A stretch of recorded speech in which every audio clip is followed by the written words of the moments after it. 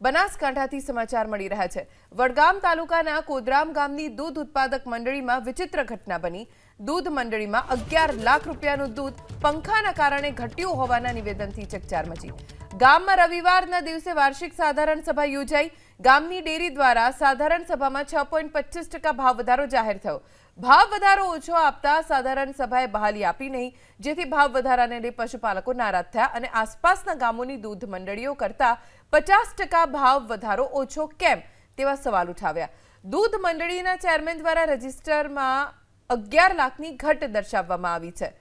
વાર્ષિક અહેવાલમાં 11 લાખની ઘટ દર્શાવાઈ હોવાનો આરોપ લાગ્યો, જેથી પશુપાલકોએ પૂછ્યું કે 11 લાખની ઘટ કેમ આવી। પશુપાલકોનું કહેવું છે કે ચેરમેન દ્વારા એવો જવાબ આપવામાં આવ્યો કે પંખાના કારણે દૂધના વજનનું બેલેન્સ ન રહે અને તેની વધઘટ થઈ। પંખાના કારણે 11 લાખ રૂપિયાના દૂધના વજનની વધઘટથી લોકોમાં આશ્ચર્ય સર્જાયું।